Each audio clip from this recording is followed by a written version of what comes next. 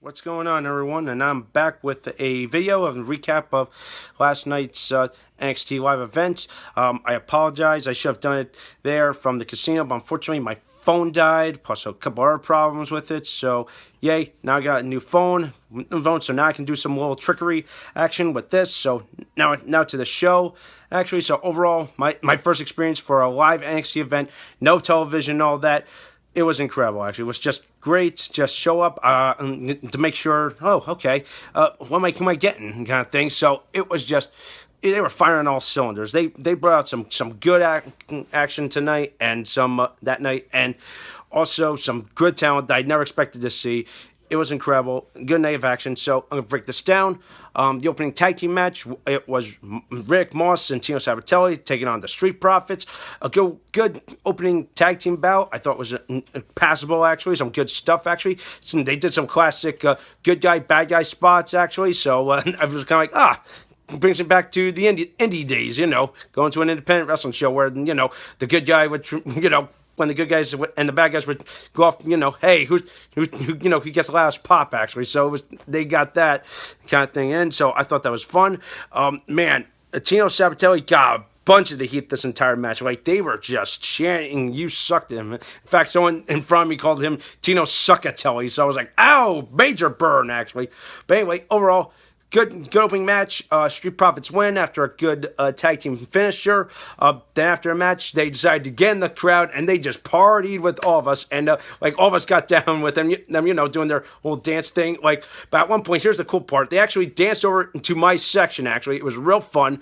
Montez Ford gets up onto a chair to get up onto the balcony. So let me explain this. So there's the ground floor, which is what floor seating, actually, where all of us were sitting. Then you had the balcony seating, and so he jumps up on a chair to get up to the balcony, and the chair he steps on, it just collapses and just wrecks it, actually. And somehow he pulls himself up onto the balcony. He does his shtick, and then he gets back down. And now, of course, I get in on the fun. It was great. So that was just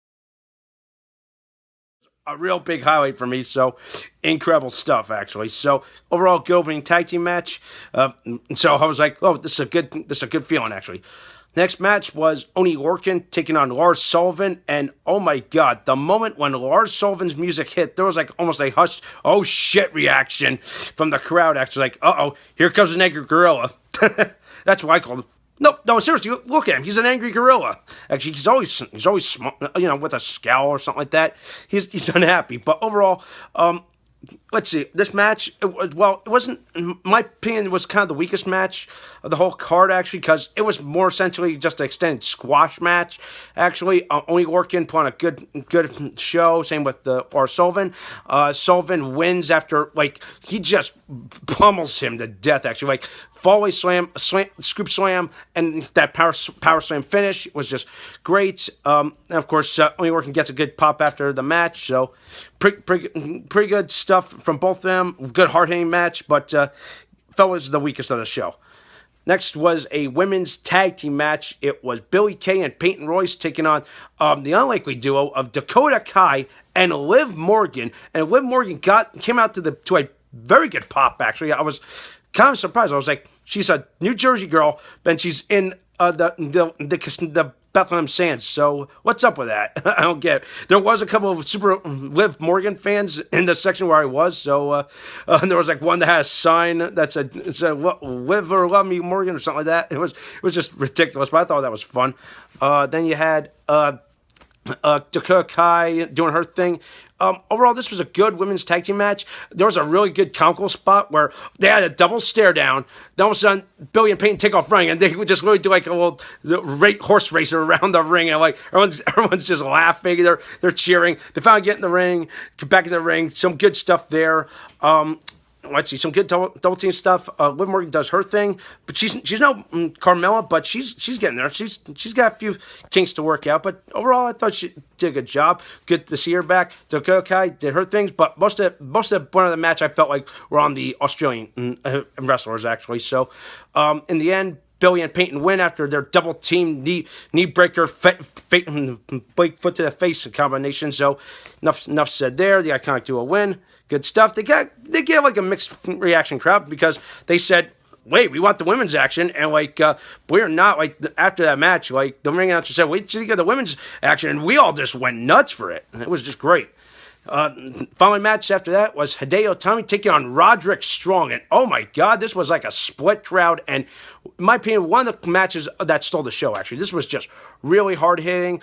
Roderick Strong looking strong out of the gate, both of them looking strong out of the gate. You could tell Hideo Itami's the frustrated type. He's this bitter guy actually. But hey, he put on a good match. But the finish, I did not see coming actually. So Itami goes for a running knee strike. Roderick counters it, hits this incredible backbreaker combo for the win. Everyone's like, what? Oh my God. Roderick Strong wins the match. Good stuff. And of course, I'm like, wow. I hope this becomes a big major storyline going into television, actually, because this would be incredible, actually. Just to see Tommy and Strong go at it. But of course, I know Roderick Strong's going to be in next in line for a title shot against Drew McIntyre. More on that later. Good stuff. Next, we have the 6-man tag team match of the night. It was Sandy taking on Adam Cole, Kyle O'Reilly, and Bobby Fish. Yes, at a live event, Adam Cole makes his NXT Live debut. And of course, by the way, spoilers ahead, we now have a faction name for these three. They're being called the Undisputed, or Undisputed Era. I'm trying to understand their whole thing. It's one of those two names, but I'll kind of like it because, pretty cool thing. You got pretty cool shtick, you got Adam Cole, you got the Red Dragon kind of thing. It kind of works. This match was pretty good start to finish. Fresh out of the gate, EY says, I want you, Adam Cole. And Cole tags in. He does it, and he teases a little bit, then he tags out. I'm like, God dang it. So we had to wait a couple more minutes until they finally locked up. It was some good stuff. Let's see, some great tag team action from both Alexander Wolf and Killian Dane, or Big Damo, whatever the hell you want to call him. Good stuff there. There was a pretty cool, nasty, senton splash from Damo on Cole. That would look pretty mean. We could see the look on Cole's face, the moment Damo got tagged in, and he was like, oh, no, kind of thing. But hey, it was just good. Then it just erupted into a pure six brawl. The three of them powered out to the outside. They tease going to the back to get counted out. They run back to the ring, step on the apron. Then, of course, they get counted out. So it was a bit of a letdown, but hey, it was a good, entertaining match nonetheless. Sandy got a good pop. It was good to see them. So, but of course, my only complaint was Nikki Cross was absent for this match. So, I guess they're trying to do her own thing. So, good stuff, actually. So then after that, we break for intermission. Nothing too special there, but they were giving out these special limited edition. I gotta show this. Check this out. Autographed, signed NXT posters with some of the stars of the show. On this poster here, I don't know if you can see, Eric Young, Alexander Wolf, Gargano, Roderick Strong, Drew McIntyre, almost called him Galloway, and of course all three members of the now confirmed faction, Undisputed. So good stuff there. So this was worth my visit actually. So good to have actually. So then we come back from break. First match back, Johnny Wrestling. Oh yeah, and he goes 1-1 with Raul Mendoza, one of the last standouts of the Cruiserweight tournament, and this match, I think, stole the show, actually, because Gargano Mendoza just put on an incredible classic. It was literally something that you would probably expected from last summer, and it was pretty darn good, actually. And both men got good pops. Actually, I was surprised. There were a couple of C chants chanting in for Raul, so I thought that was pretty cool. There was a pretty cool sick dive over the top rope to the outside from Mendoza onto Gargano. Good stuff there. In the end, this was incredible. Gargano does a flip off, not flip, bounces off the top off the ropes, hits a Hurricane Rana, tries a Hurricane Rana, and nails him into the Gargano escape. Raul Mendoza taps out almost a couple seconds later. Good match and a good way to finish the match. After a match was possibly a good little heartwarming moment. Gargano extends his hand to Mendoza. Both men embrace. They have a handshake, and all of us start chanting Raul, actually. So, again, what I'm saying is we just made Raul Mendoza a star this night at the Bethlehem Sands, because he and Gargano tore it up. Good match. I think they stole the show, actually, in my opinion. Then after that, we had more women's action. Sonya Deville taking on Kairi Sane. Oh my God, the crowd just went ballistic for Kairi Sane. Like, the moment we heard her music, we were like, oh my God, we stood up. There were so many people in my section just standing up with their phones out, trying to get pictures of her. It was incredible. Also, a big happy birthday chant was going on for her. It was great. So I thought that was a little more special for this moment. Now did we get a chance to see Kairi Sane in action at the Sands? It was also her birthday. So I thought that was a little heartwarming moment. So, good match. And yes, I got an incredible shot, an incredible angle of the elbow drop right here. I'll post it right here. Good stuff, actually. Oh my God. Then finally, our main event. Oh wait, sorry for that. Kairi Sane did win that match. Good flying elbow for the win, obviously. Now for the main event for the title. Drew McIntyre defends against Andrade Cien Almas. Both men got the the champion's introduction. The in-ring introductions. It was good. Like Galloway, McIntyre. I keep calling him Galloway for some reason because it was, his last run in a big major American company.